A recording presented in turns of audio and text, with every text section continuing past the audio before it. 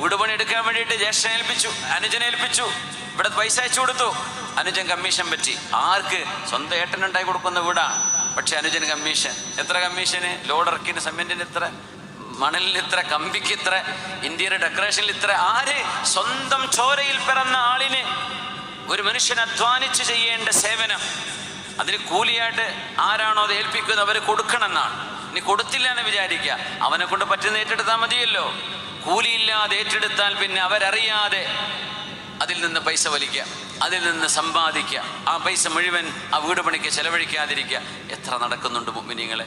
പറയില്ലേ, ആരും വിശ്വസിക്കാൻ വയ്യ, ആരും വിശ്വസിക്കാൻ വയ്യ.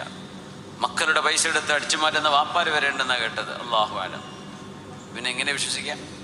അമാനത്താണ്, അത് തൊട്ടുവിളിക്കാൻ പാടില്ല. അല്ലെങ്കിൽ പറയണം, ഇങ്ങനെയൊക്കെ ഉണ്ട്, എനിക്കിതിന് കമ്മീഷൻ എടുക്കാൻ പറ്റുമോ, എനിക്കിതിന്ന് ഒരു ലാഭം എടുക്കാൻ പറ്റുമോ, ഞാൻ ഇത്ര പൈസ ഇതിന്ന് എടുത്തു മാറ്റുന്നുണ്ട്, അത് നിങ്ങൾ പൊരുത്തപ്പെട്ട് തരണം. ചോദിക്കണം, സമ്മതം വാങ്ങിക്കണം.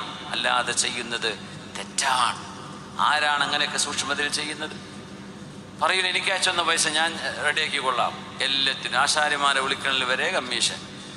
ടൈൽസിന് കമ്മീഷൻ, മാർബിളിന് കമ്മീഷൻ, ഇലക്ട്രിക് വർക്കിൽ, പ്ലംബിങ്ങിൽ, സ്വിച്ചിന്, ബോർഡിന്, എല്ലാത്തിനും കമ്മീഷൻ. ആര്? സ്വന്തം ഉടപ്പുറപ്പ്. യാ അല്ലാഹ്. അതുകൊണ്ട് മനുഷ്യൻ ഓടും നാളെ. എന്തിനെന്നറിയോ? ഇതൊക്കെ പകരം നാളെ അനുജൻ ചോദിക്കുമ്പോഴേ, അല്ലെങ്കിൽ ജ്യേഷ്ഠന് കൊടുക്കണം, അല്ലെങ്കിൽ അനുജൻ കൊടുക്കാനുണ്ടെങ്കിൽ അവർ കൊടുക്കുന്നത് പിന്നെ ദീനാറും ദിർഹമും റുപ്പീസും ഡോളറല്ല, കൊടുക്കുന്നത് ഇവിടെ ഹസനാത്തുകളാണ്.